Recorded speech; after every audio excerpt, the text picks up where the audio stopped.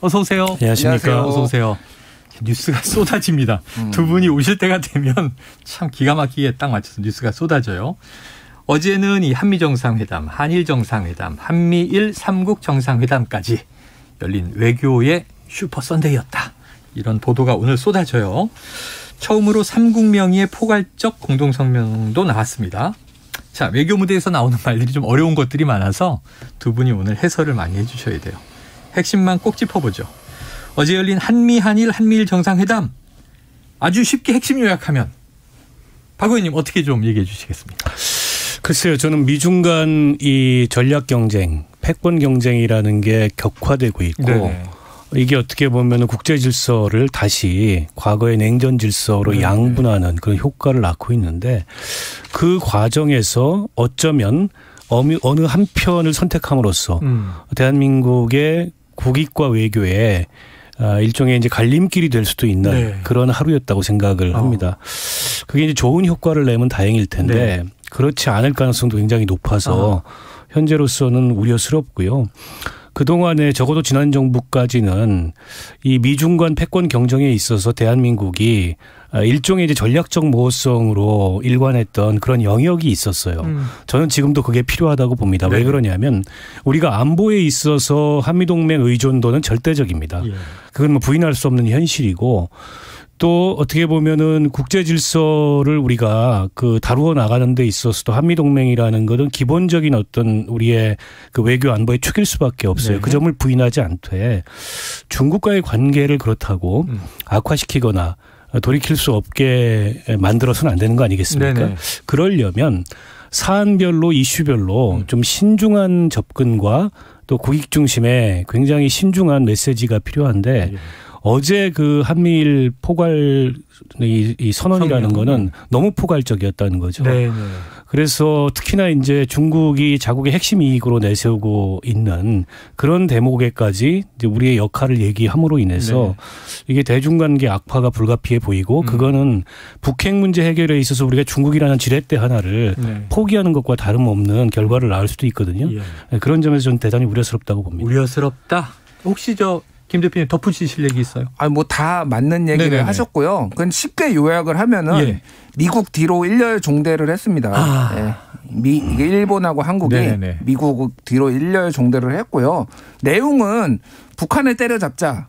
이 내용이거든요. 한마디로 북한 너희 좌시하지 않겠어라고 하면서 쓱 끼워넣은 게 중국과 러시아도 가만두지 않겠다. 너희들이 함부로 움직이면 이를테면은 그거는 좀 미국의 입장인데. 미국의 입장인데 우리가 이거를 명시적으로 한국 대통령이 한미일 이 3자 회담을 하기 전에 동아시아 정상회의에서 윤석열 대통령이 개인적으로인가 본인이 얘기를 한 부분이 있어요. 그러니까 우크라이나 전쟁 규탄 그리고 남중국해 문제 정확하게는 불법적인 해양 권익 주장 이거는 남중국해에서 중국과의 어떤 갈등을 얘기하는 거거든요. 그래서 항행의 자유 이런 얘기를 한 거죠. 그러니까 그 부분을 이렇게 명시적으로 얘기를 했던 거는 어쨌든 미국으로 일렬 종대. 그래서 뭐 저는 불가피한 측면도 어느 정도 있다고 봅니다. 이게 그러니까 근데 분명히 얻는 게 있으면 잃는 게 있거든요. 한마디로 얘기를 하면은 중국은 더 이상 한국을 외교적으로 중요시하지 않을 가능성이 높아졌어요. 왜냐하면 어차피 미국말 듣는 나라인데 우리나라가 얘들을 좀 전략적으로 중립적 외교를 그동안 문재인 정부나 그 이전 정부들이 했다라고 한다면 이제는 확실하게 미국 편이니까 그대로 뭐 보여주겠다 이런 식으로 나올 가능성이 매우 높아졌죠. 그동안은 뭐 균형 외교라는 얘기를 우리가 많이 들었는데 지금 해설을 박 의원님이 길게 해주시니까 헤드라인을 딱 붙여버리네요. 미국 뒤로 일렬 종대. 제가 저널리스트니까 그런 건 잘합니다. 헤드라인 뽑고. 자, 일단 어제 이 세계 정상회담이 한미일은 3국 회담이고 프놈펜 성명 나온 거 지금 설명해 주신 거고 그런데 이제 한미 정상회담도 있었고 여기 IRA 문제라는 또 숙제가 있잖아요. 한일 정상회담은 좀 한일 관계 개선하려고 윤 정부가 노력을 많이 하는데 좀 그동안 이제 쉽지 않았잖아요. 뭔가 성과 측면에서는 박 의원님 어떻게 평가하세요? 일단 좀 지켜봐야 될 것 같고요. 그 한미 정상회담이나 한일 정상회담이나 한미일 정상회담이나 공통된 주제는 어쨌든 지금 북핵 위기로 초래되고 있는 안보 위협이었고 그에 대해서는 굉장히 이제 강도 높은 입장을 냈죠. 네. 어떤 식으로 이제 핵을 사용할 경우에 그에 대해서는 이제 돌이킬 수 없는 그런 응징을 하겠다는 입장과 더불어서 미국이 이제 해부산을 훨씬 더 강화된 형태로 제공하고 그다음에 이제 미사일 같은 경우에 북한이 미사일을 발사하게 되면 그동안에는 우리가 이제 미국을 통해서 일본에 통보를 하는 시기였는데 네네. 그걸 동시에 통보하도록 그런 이제 강화된 정보 말하자면 교류에 관한 내용이 담긴 거죠. 예. 그래서 이걸 두고 이제 지소미아의 부활이냐 이런 논란의 포인트도 있는데요. 그러나 이제 IRA법 같은 경우에는 조금 이제 원론적인 언급을 했어요. 미국이 IRA법을 추진함에 있어서 미국 경제를 위한 한국의 기여를 참고하겠다. 네. 이거는 사실은 다분히 외교적이고 원론적인 언사이기 때문에 구체적으로 그래서 대한민국이 예외가 된다는 거냐 안 된다는 거냐 이건 지켜봐야 될 것 같고 그리고 강제동원 문제에 대해서 지금 한일 관계 개선의 가장 핵심적 걸림돌이잖아요. 네. 이제 정부 차원의 논의를 시작하자라는 원론적 공감대를 이룬 건데 과연 정부 간의 논의를 어떤 방식으로 어떤 원칙에 근거해서 진행할 건지는 좀 지켜봐야 될 상황인 것 같습니다. 네.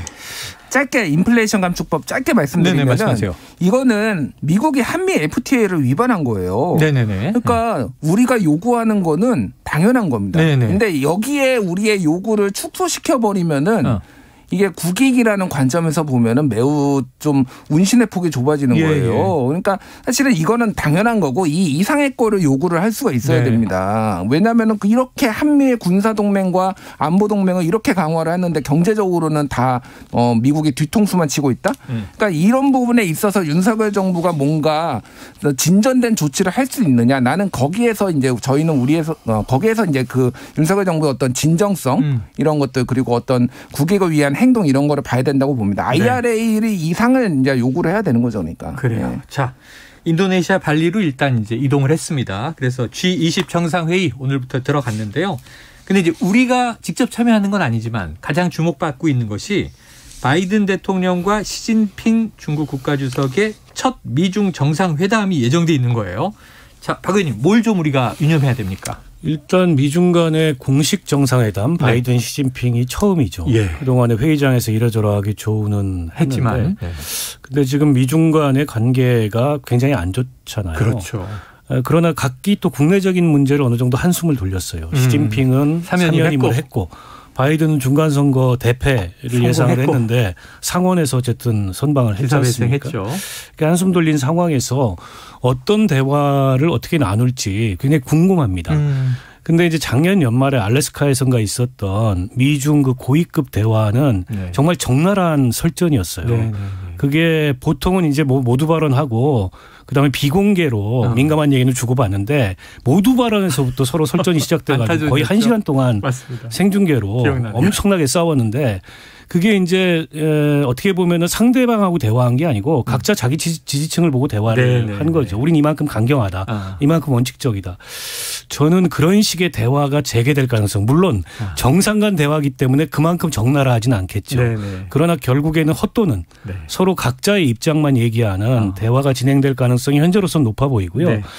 모르죠. 또 바이든 그 시진핑 두 사람 간에 예상하지 못했던 케미가 발휘돼서 조금 대화가 진행될 수도 있을지 모르겠는데 객관적인 지금 미중 간의 관계나 서로가 또 서로를 겨누고 있는 이제 그런 상황을 고려한다면 원만한 어떤 그 정상회담과 그에 기초한 어떤 합의 뭐 이런 게 기대하기는 좀 어렵지 않을까 싶습니다. 보인다. 김준일 대표님 혹시 관전 포인트가 있으십니까?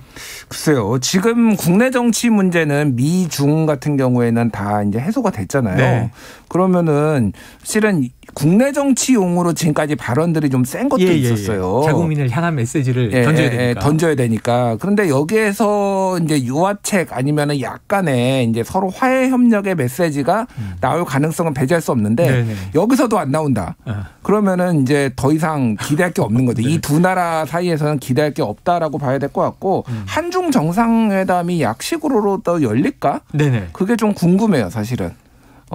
그런 관측들이 나오긴 하고 있거든요. 이거 궁금하시면 안 되는 게 제가 궁금해서 여쭤보려고 그러는데 지금 막 왜냐하면 이게 처음에 출국할 때는 한중 정상회담은 아직 예정된 바 없고 어려울 것 같다는 게 대통령실 기류였는데 이게 프놈펜에서 리커창 총리를 만났는데 네. 메시지를 딱 보니까 자, 한반도 비핵화에 중국이 건설적인 역할을 할 것이다.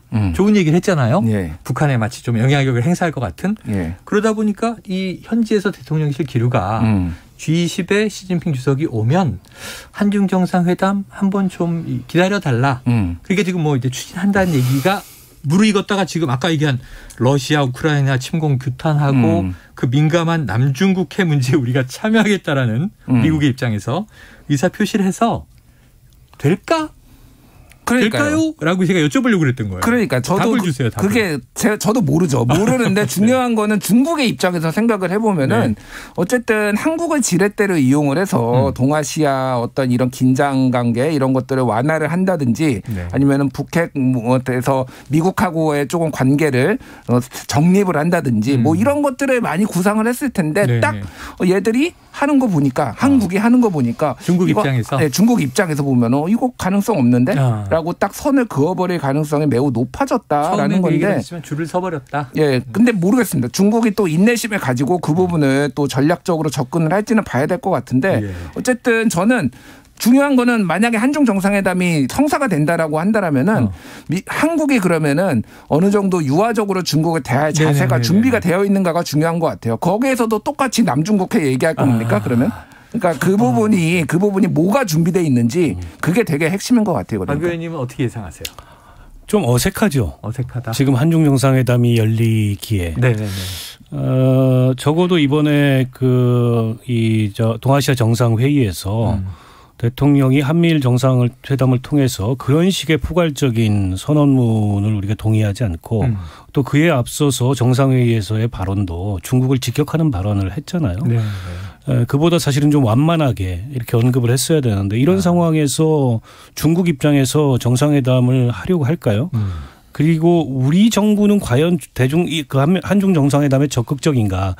만약 한중 정상회담을 이번 G20 정상회의에서 성사시키려고 준비하고 갔다면 저 정도 언급을 하지 않았겠죠. 전략적 고려를 했겠죠. 그런 면에서 봤을 때 저는 뭐 스티든 만나는 건 몰라도 정상회담이 이루어지기는 어려워 보이고 근데 이제 지금 취임 6개월이 지났는데 한중 간에 의미 있는 접촉이 별로 없었어요. G20에서 리커창 총리 만난 정도인데 그것도 뭐 약식으로 만난 거여서 근데 제가 앞서도 말씀드렸지만 과거에 어쨌든 우리가 북핵 문제를 국제 공조를 통해서 해결하는 데 있어서 안보리에서 러시아나 중국의 입장이 굉장히 중요했단 말이에요. 근데 지금 이런 관계에서는 그런 역할을 기대하기가 어려워요. 특히 이제 중국이 일종의 이제 북핵 문제를 억제하는 데 있어서 균형자 역할을 기대하기가 어려워. 이건 우리로서는 굉장히 치명적인 외교적 또는 안보 측면의 손실이거든요. 그럼 이걸 어떻게 만회할 거냐? 현 정부가 갖고 있는 보관이 도대체 뭐냐? 이 대목이 궁금한 거죠. 지금까지 봤을 때는 그런 걸 전혀 고려하지 않는 것 같아요. 그런 점에서 걱정되는 거죠. 걱정된다. 알겠습니다. 자, 일단은 뭐 오늘과 내일 이틀의 G20 정상회의가 남아 있으니까 끝까지 지켜보고 나서 순방 성과를 한번 또 종합평가하는 시간을 갖게 될 것 같고요. 자, 이런 문제가 있습니다. 지금 MBC 전용기 탑승 불허 문제가 순방 전에 터져가지고 오히려 시끌시끌했었는데 지금 대통령실이 한일 정상회담에서 풀기자단 취재를 배제했단 말이에요. 지금 우리 김 대표님이 언론계 고수시니까 자, 대통령실이 아까 일부에서 저희가 뭐 박정우 기자의 얘기를 들어보니까 이건 이른바 이제 전속 취재. 대통령실에서 다 영상 내용 정리해서 기자단에게 전달해 주는 형식으로 지금 됐는데 완전 비공개였고 브리핑 질의응답 안 받았고요. 전용기 내에서 기자간담회도 없었다. 그럼 이게 순방에서 매우 이례적인 일이다. 이거 어떻게 보십니까?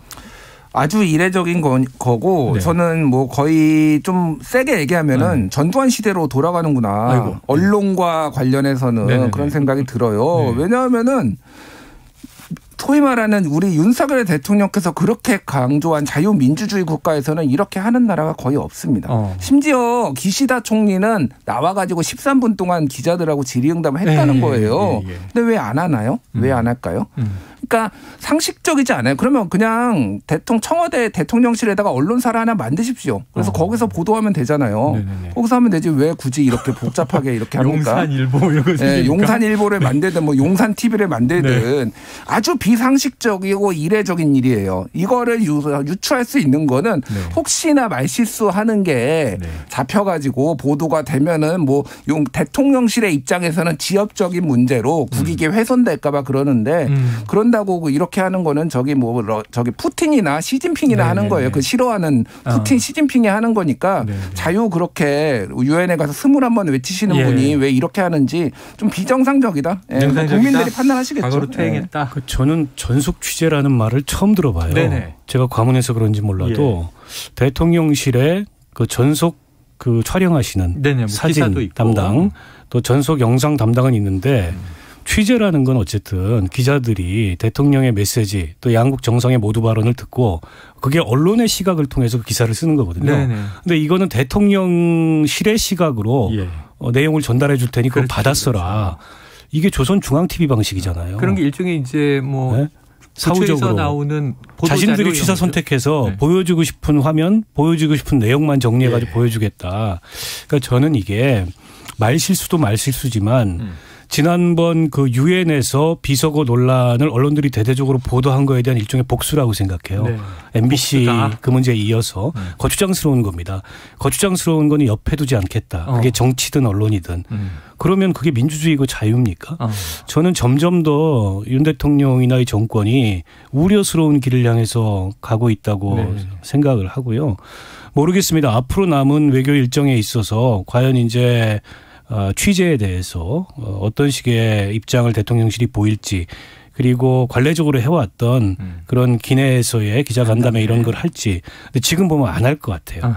매우 제한된 형태로 대통령실이 뿌리는 사진 뿌리는 영상 이거 받아 적거나 받아 써라 이런 식의 태도가 아닐 수 없고 이게 대비되는 게 취재는 이렇게 제한하면서 또 김건희 여사 홍보사진이 열심히 홍보를 해요. 너무 대비되는 것 같아요. 네네.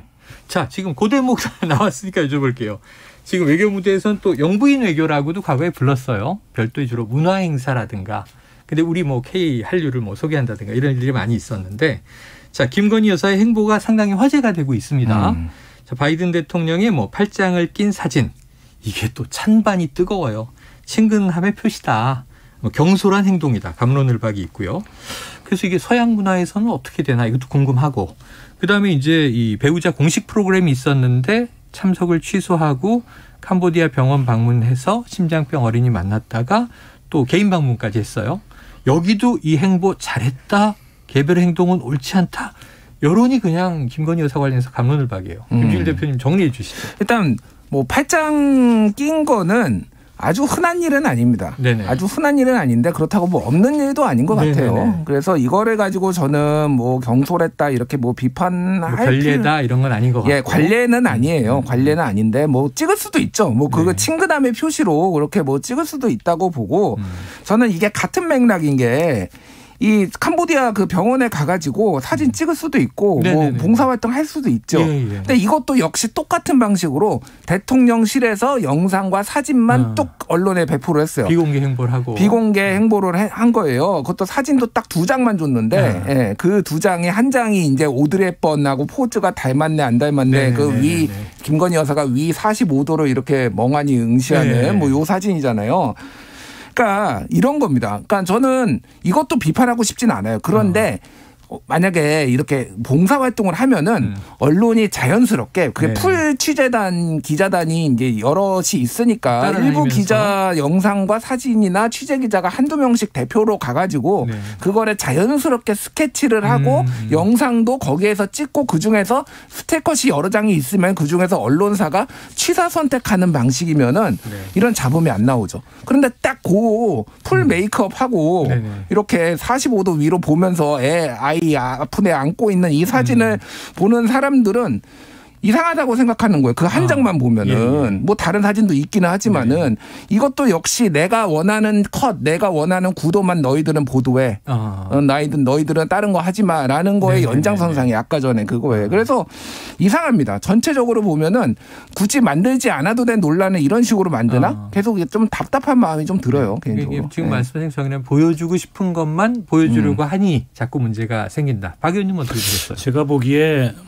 지금 대통령실에 제2부속실이 없잖아요. 그렇죠. 제1부속실에서 영부인 의전 담당이 있는 것 같은데 홍보에 있어서 이 의사결정을 하고 담당하는 사람은 김건희 여사 본인인 것 같아요. 네네네.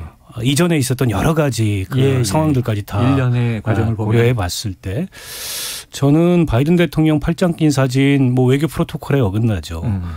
그리고 그런 장면을 별로 본 적이 없어요. 물론 이제 친근감의 표시로 악수도 하고 서로 이렇게 뭐 팔도 두드리고 하는 건 있는데 대통령의 배우자가 다른 나라 정상에 팔짱을 끼고 사진을 찍는다. 그런 경우는 흔한 경우는 아닙니다. 그러면서 외교 프로토콜에 어긋난다고 보고 마찬가지로 영부인 세션에 빠져서 따로 이제 심장병 앓는 어린아이 집에 찾아간 것도 사실은 그 초청국을 별로 존중하지 않는 태도입니다. 그 앙코르와트라는 곳을 가봤다 하더라도 또 그게 이제 외유성으로 느껴진다 하더라도 상대국이 영부인들을 초청해서 세계문화유산을 보여주고 싶어하는 그 심정을 헤아렸다면 가야 되고 그리고 거기도 또 중요한 외교의 장입니다. 왜냐하면 다른 나라 그 대통령 배우자들과의 교류의 장이기 때문에 근데 그런 데를 빠져서 가긴 갔는데 사전에 뭐 언론에 동선을 알린 것도 아니고 김준일 기자 얘기했듯이 보여주고 싶은 사진만 딱 찍어서 보여주니까 그에 대해서 여러 가지 비판이 나오고 빈곤을 전시하는 거냐 지금 본인 홍보하려고 그런 아이들을 도구로 쓰는 거냐 이런 비판마저 나오는 거 아니겠습니까? 그래서 저는 이게 다시 원론으로 돌아가는지 모르겠는데 대통령 배우자의 활동을 제약할 수는 없어요. 그리고 대통령 배우자의 활동을 그러면 해야 되고 공개해야 되는데 그걸 투명하게 제대로 좀 관리하고 투명하게 공개할 수 있는 그런 시스템을 둬야 됩니다. 그게 없으니까 이런 논란이 계속 저는 반복되는 거라고 보고요. 이게 이제 외교 성과를 가리면 안 되는데 국내 언론이나 여론에서 벌써 뭐 그게 더 큰 논란이 돼버렸잖아요. 대통령이 어디 가서 무슨 말하고 누굴 만났고 이거보다. 그러니까 이게 벌써 몇 번째입니까? 이게 반복이 된다면 저는 조금 대통령실이 방식을 달리해야 되는데 왜 같은 논란을 이렇게 자초하는지 모르겠습니다. 알겠습니다. 자, 과연 독자 행보가 문제였던 것인가? 지금 좀 이제 외교 순방에 주객이 전도됐다 이런 비판들을 해주셨습니다. 다음 이슈로 넘어가 볼게요. 시간이 이제 길지 않게 남았는데 지난 금요일 같은 날이었어요. 11일 이때 두 개의 속보가 나옵니다. 하나는 용산경찰서의 정보 계장 사망했다. 이제 극단적 선택으로 보인다 이런 정도였고 그런데 또 서울시청의 안전지원과 과장도 똑같이 자택에서 사망했는데 극단적 선택으로 보인다. 자, 지금 김준일 대표님 현재 수사 상황 어떻게 보고 계세요? 일단 지금 전체적으로 보면은 일선에 책임을 묻는 그런 방식으로 수사가 진행되고 있다라고 생각을 하고 있고 경찰도 그렇고 소방 공무원들도 상당히 이거에 대해 반발을 하고 있잖아요. 그러니까 지금 수사 초기이기 때문에 이게 수사가 어떻게 잘못되고 있다, 잘 되고 있다 평가하기엔 저는 좀 이르다고 봅니다. 그런데 전체적인 기류가 그렇다라고 본다라면 그리고 강하게 반발이 나온다고 한다라면은 뭔가 이 수사가 신뢰를 받지 못하고 결과가 나오더라도 정말로 국민들이나 당사자들이 납득할 수 있을까? 그가 이제 의문인 거죠. 그래서 소위 말하는 윗선. 행안부 장관은 그러면 수사 대상이냐 아니냐. 뭐 지금 경찰은 특수보는 할 수도 있다라고 얘기는 하고 있는데 안 믿는 거죠 사람들이. 그러니까 책임 떠넘기기다. 그게 이제 행안부 장관의 거취하고 같이 맞물리면서 상당히 이거의 결과에 조금 의구심을 지금 가지시는 분들이 많을 것 같아요. 자, 말씀하신 대로 현장에서는 실무진들이 좀 술렁거린다. 또는 뭐 부글부글 끓는다. 뭐 이런 이제 표현들이 나오고 있는데 특수보는 끝까지 수사를 지켜봐 주십시오. 이런 입장이에요. 그런데 경찰 소방은 적극적으로 수사하고 대응하는 반면에 행안부나 서울시에 대해서는 소극적으로 수사한다. 박 의원님 이런 비판을 좀 받지 않으려면 어떻게 해야 됩니까? 그래서 저는 이게 수사로만 가고 있어서 그렇다고 봅니다. 그러니까 정무적 정치적 책임을 묻는 행위가 동시에 가야 사실은 뭐 현장에서 그렇다고 잘못한 게 없는 게 아니고 그 수사가 불가피하던 것도 우리가 모르지 않는데 그런 불만들이 나오지 않는데 위의 정무적 정치적 책임을 일체 묻지 않고 수사만 하겠다. 네네. 그리고 이 수사를 확대한다 하더라도 행안부 장관이 현행법상 법적 책임이 있는지 없는지 이걸 따져보겠다. 네네. 즉 법적 책임으로만 가겠다. 이거지 않습니까? 예. 그렇다 보면 당연히 지금 이 특수본의 수사처럼 주로는 현장의 책임을 묻는 형태로밖에 저게 갈 수 없다고 보고 게다가 이제 국정조사까지 거부를 하고 있어요. 결국에 저는 이상민 장관에 대해서 지금 여당 내부에서도 책임을 물어야 된다 이런 얘기가 나오고 있지만 지금 기류로 보면은 책임을 묻지 않는 기류로 가고 있는 게 좀 명백해 보여요. 네. 왜 그러냐면 지금 이 범정부 차원의 이 재난 대응 시스템 개편 TF를 또 이상민 장관이 맡았다는 단장이에요, 단장. 그게 한 다음 달까지 된대요. 네네. 그러면 다음 달 지나서 그거 다 끝나고 나서 책임을 묻겠다는 얘기입니까? 책임 묻지 않겠다는 얘기죠. 게다가 대통령이 지난번에 그 안전점검 대책회의 할 때도 책임이라는 거 있는 사람한테 물어야지 덮어놓고 정부 책임 이렇게 물으면 그걸 누가 승복하겠냐. 현대 사회에서 그런 일은 없다. 네, 현대 사회에서 그런 일 없다. 네. 이 얘기도 전 책임의 선긋기를 한 거라고 보고. 네. 근데 이상민 장관의 그 언행을 보십시오. 지금 뭐 폼나게 그만두고 싶은데 그런 언행에서 느껴지는 바도 이분은 그냥 말실수가 아니고 네. 본인이 책임이 없다고 생각하는 겁니다. 진심을 얘기하고 있는 거라고 생각해요, 저는. 자, 그 얘기를 했으니까 지금 누군들 폼나게 사표 던지고 이 상황을 벗어나고 싶지 않겠는가? 하지만 중요한 건 오히려 그 자리에서 상황을 수습하는 게 공직자의 도리다. 뭐 이런 취지예요. 어떻게 들으셨습니까? 국민이 원하지 않아요. 그냥 그분 수습하는 거를. 여론조사 여러 개 나왔는데 제가 뭐 숫자를 다 말씀드리지 않아도 되고 KBS가 조사한 거 뭐 SBS, MBC 많이 6개월 해가지고 나왔어요. 그러면 사퇴해야 된다. 행안부 장관도 사퇴해야 된다. 여론이 매우 높습니다. 그러니까 모르겠어요. 그러니까 뭐 저는 뭐 수습하고 사퇴할 수도 있죠. 근데 여기 KBS에 이제 이주영 세월호 참사 당시에 해양수산부 장관이 이제 인터뷰도 하셨잖아요. 네. 타이밍이 되게 중요하거든요.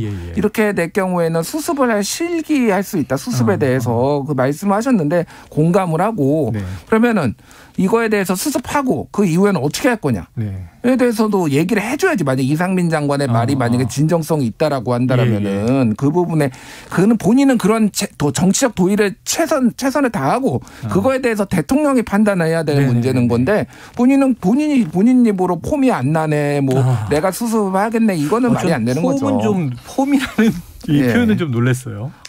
제정신이 아닙니다. 제가 그런 말 자체가 지금 아무리 뭐 문자고 인터뷰인지 몰랐다고 하는데 그 인터뷰인지 모르는데 그 장문의 문자를 그렇게 서로 왔다 갔다 합니까? 그 말이 안 되는 변명을 하고 계시는 거죠. 자, 그래요. 자, 이주영 뭐 세월호 때 해수부 장관 얘기를 하시니까 그때 7개월 후에 사퇴를 했는데 그때 제 기억엔 이분은 팽목항에 살면서 유가족하고 굉장히 공감 소통을 많이 해서 유가족분들이 오히려 필요하다 했고 그때는 총리가 경질됐죠. 정홍원 총리가.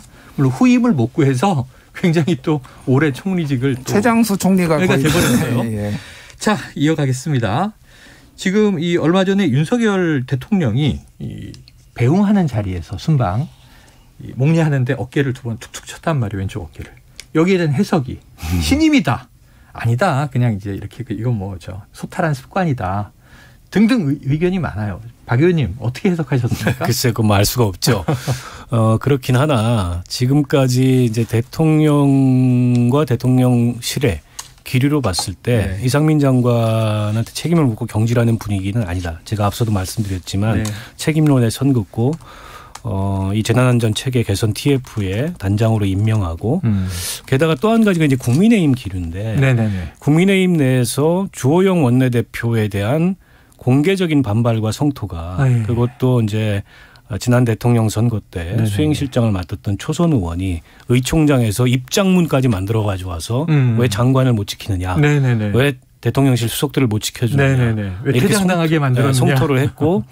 그러니까 또 이제 그동안에 일선에서 좀 물러나 있던 윤핵관들이 지금 다시 이제 뭐 그 친윤몰이를 당내에서 하고 있는 거 아니겠습니까? 그리고 오늘 오전에 이제 중진연석회의가 있었는데 그랬죠? 거기서도 국정조사를 수용 안 하는 것으로 결론이 났대요. 정확하게 대통령실의 기류대로 가고 있는 건데 저는 대통령과 대통령실이 메시지를 던졌다고 봅니다. 이상민 장관 거취에 대해서. 별다른 변화가 전 없을 걸로 보고. 근데 여론은 시시각각 악화가 되고 있고 이러다가 이제 과거의 박순애 장관 사례처럼 거의 만신창이가 돼서 전 교육부 장관 그때 가서 물러나 봐야 그거는 정무적인 정치적인 효과를 거두지 못하게 되는 네.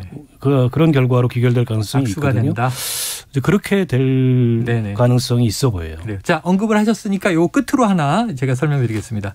KBS가 코리아 리서치에 의뢰해서 지난 7일에서 8일 조사한 결과는요. 이태원 참사 책임자 경질 범위, 경찰청장, 행정안전부 장관, 국무총리까지다. 50.6%가 나왔고요. 경찰청장, 행안부 장관까지다. 28.3%. 경찰청장까지 경질하면 된다. 15.5%. 자, 여론조사 자세한 내용은요. 중앙선거여론조사 심의위원회 홈페이지를 참조하시면 되겠습니다. 그 두 개 합치면은 행안부 장관이 그러면은 78%예요. 사퇴해야 된다가. 네, 그렇게 됩니다. 예. 알겠습니다. 자, 이슈가 너무 많은데 오늘 시간이 다 돼서 여기서 정리하겠습니다. 일석이조 박원석 전 의원, 김준일 대표였습니다. 두 분 말씀 고맙습니다. 고맙습니다. 감사합니다.